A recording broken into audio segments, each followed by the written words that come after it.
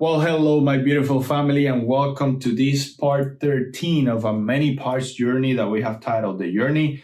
And in it, we're going over the 5 core books of Ellen White, and we are on book number 1, Patriarchs and Prophets. And this chapter 13, is titled The Test of Faith. As we've been talking in the previous chapters, we have been talking about Abraham.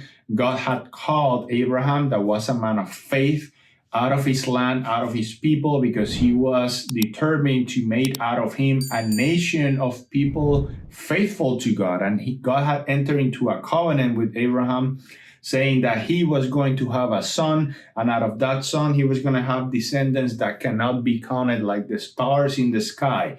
So this was quite the promise. And this chapter 13, picks up here, and it also picks up reminding us of human nature of disbelief, of untrustworthiness, and quite honestly, disbelief for the word of God. Abraham and Sarah, his wife, were quite advanced into their age. And at the age that they had, Sarah started having a lot of doubt. It's like, I don't think I'm going to have a kid at this age. I'm quite old. And in her efforts, human efforts, I may add, to try to complete God's promise on God's behalf, she asked Abraham to please marry her handmaiden, Hagar or Hagar. I'm not sure how to pronounce it, Hagar. And Sarah asked Abraham, marry my handmaiden, Hagar, and have a kid through her, and then that will be the kid of God's promise. But God's promise had been unequivocally not this. He had told him Sarah was going to have a child. So Abraham, of course, I would imagine that there was some conflict. Eventually, Abraham caved in, which means that Abraham also doubted God.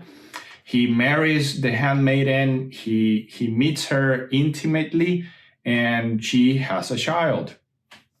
When she's pregnant, this woman, we got to understand that Abraham was an important person. He was wealthy, he had people, he had fought, as we've seen in previous chapters, with other kingdoms. Of the kings of the time knew him and respected him.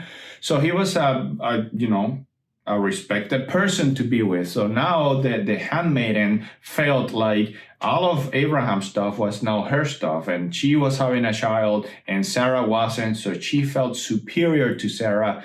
And Sarah, of course, gets annoyed and gets jealous and gets irritated and tries to retaliate back, to the point that Hagar leaves and left because Abraham wouldn't do anything about it. Abraham did something dishonorable. Well, he was an honorable man, and he knew that this woman was carrying his child. He didn't want to banish her, but Sarah took it upon herself to do so. She leaves, but God appears to Hagar, out of love for Abraham and for Hagar, and says, go back and submit to Sarah and submit to Abraham, and have your child there. Abraham had been praying for Hagar and his future child. Of course, it was his child. But there's an important point here to be made. Despite Sarah having fought off Hagar so she would leave, God never reproached her. God never told Sarah that what she was doing was wrong. And this goes back to God's original plan for marriage. God's plan for marriage was monogamy, one man and one woman. Polygamy had become so spread in these times that people just forgot that wasn't an accepted conduct by God, including Abraham. So he did sin when he did this. And God never takes away the right for Sarah to be jealous, because she had all the right, because she was the first and only wife of Abraham. And as we'll see later on, God only recognizes Sarah as God only recognizes Sarah as Abraham's wife, not Hagar. We'll get that in a minute. So not here, the thing here to be learned is matrimony. Marriage, it's a monogamous relationship. No third parties other than God. So here's my cat speaking to me. So now Abraham, prays to God and asks God to bless his kid, and Ishmael, that's the name of the child that was born out of Hagar, is born. And Ishmael, now everybody thinks and believes that he's going to be the promised child. So God once again unequivocally tells Abraham, Sarah will have your child. Of course, Ishmael grows, and now Sarah does have the promised kid, Isaac. Isaac is the promised kid by God, and the child God said you were going to have. Ishmael was not. Now, of course, as a father, Abraham loved both Ishmael and Isaac, but due to the nature of the relationship between Hagar and Sarah, Ishmael begins to have fights with Isaac. And, Ishmael thinks he's the firstborn, he has the rights, and it was just a big family drama. And eventually, Sarah once again asked them, you need to banish them.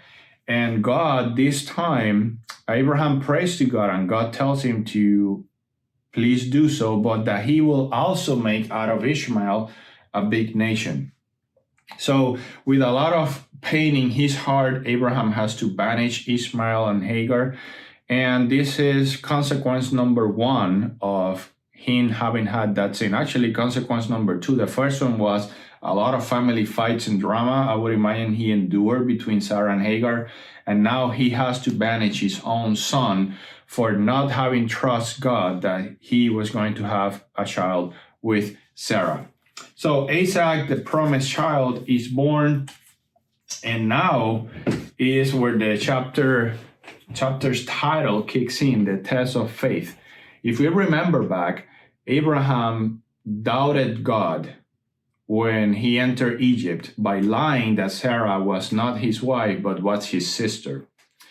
And now there's a second instance. Abraham doubted God and disobeyed God when he had a kid. He decided to marry and have a kid with Sarah's handmaiden.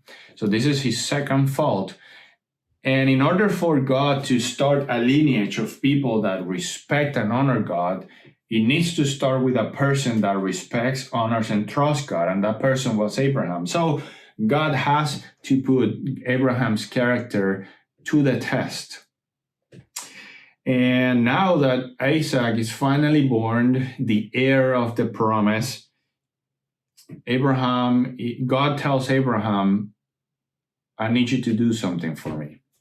I need you to take your son, your only son, and this is important because God only recognizes Isaac as Abraham's child. He said his only son, and God knows that Abraham had also Ishmael. This speaks about what we just talked about, monogamy. Hagar is never recognized by God as Abraham's wife. Sarah is. So God tells him, take your son, your only son, Isaac, and offer it in sacrifice. Now, this is quite the test, to be honest. There's many things we can say here, but the first thing is we need to understand the historical context of this request. Abraham lived at a time where the pagan nations, the peoples that surrounded him, did practice child sacrificing for their gods. So Abraham was not completely aloof or he was not distant from having seen that. He witnessed that in the people that surrounded him. So for him, a request like this from God was not a crazy thing. It was a painful thing. Nobody wants to kill his own child, but wasn't something out of the ordinary. It's just, in his mind, I would think maybe that's God being God, because that's what he has seen from the pagan nations that surround him. So God had promised that through Isaac, he was going to have descendants, a lineage of people that can't be counted. So there's a conflict here. God had promised me that he was going to be my promised child and he was going to make a descendants. And also, God is now telling me to kill my child. So you can imagine the magnitude of the test that Abraham is put through. And all of this with the sole purpose of God refining Abraham's character, because now for 2 big times he had distrust God, and God needs to earn that trust back. He wants to get it back. He wants to refine Abraham's character. So Satan, of course, was not distant at all. And he was very quick to start suggesting thoughts in Abraham's mind. Wait, but God says that we should not kill. Like, he will never ask you to kill your child. Or wait, like God promised you, he doesn't want you to kill. God promised that was going to be the kid. And you can imagine these thoughts running over Abraham's mind over and over. But Abraham, as a man of faith and as an honorable mind, said, okay, God has asked me to do this, I will follow through. So he makes the very painful decision of beginning his journey with Isaac to sacrifice his own child. So they both distrusted the character of God before, and now they are finally, and by they I mean Abraham, he's finally on his way to get back on track, if I may say it like that. So it's important. I'm going to read here a piece of the book, a part of the book. And then, in his doubt and anguish, he bowed upon the earth and prayed as he had never prayed before.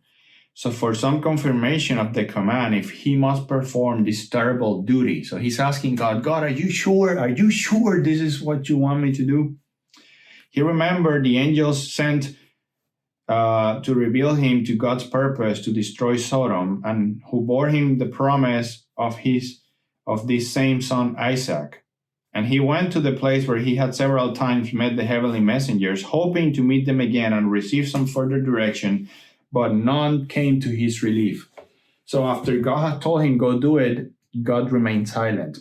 And that happens in today's day. Sometimes we know what is right, and listen to this carefully, we know what is right, we know exactly what God will want us to do, but we still hesitate. Because sometimes it's not to our convenience, sometimes it's not to the best of our liking, but we know what's right. So sometimes it's not that God doesn't answer, it's that he wants to test our character.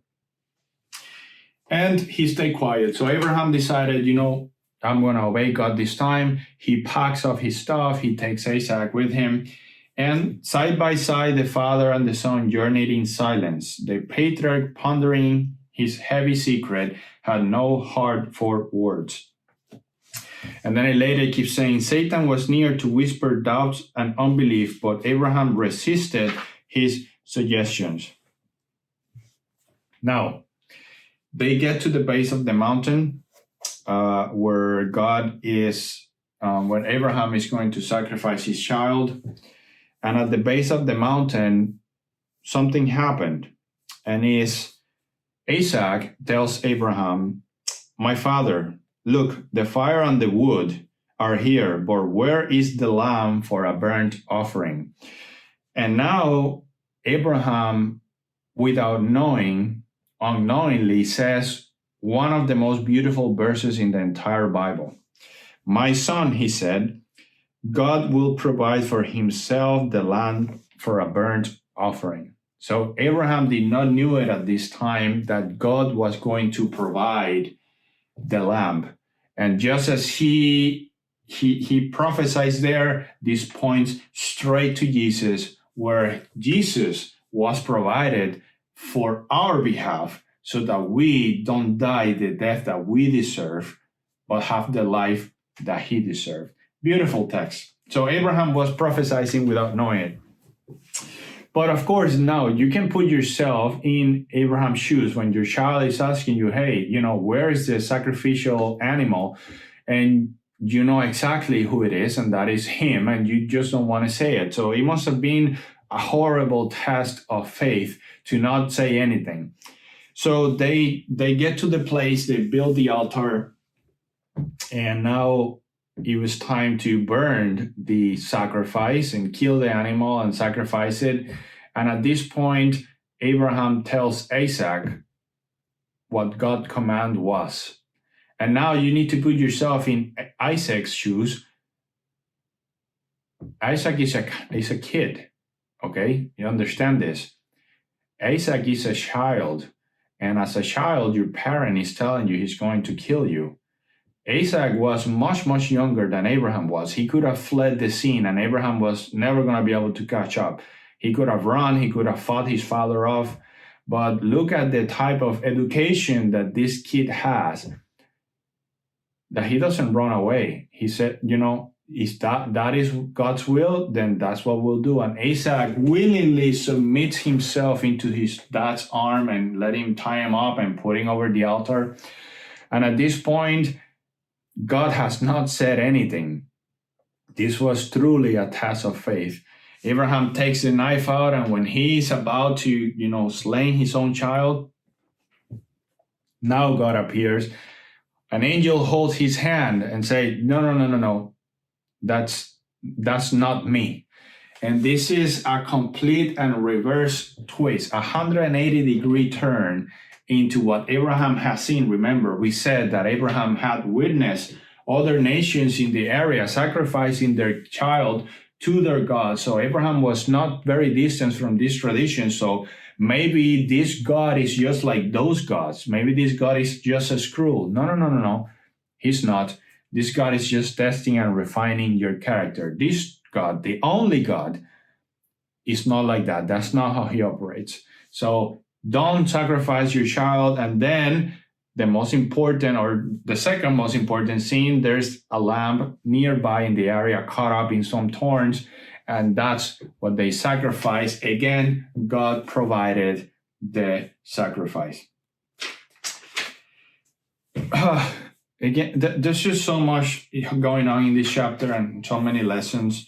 But now there's another very beautiful verse that I want to share that we found in Galatians. Galatians 3:6 says, just as Abraham believed God, and it was accounted to him for righteousness. And I want to ponder in this.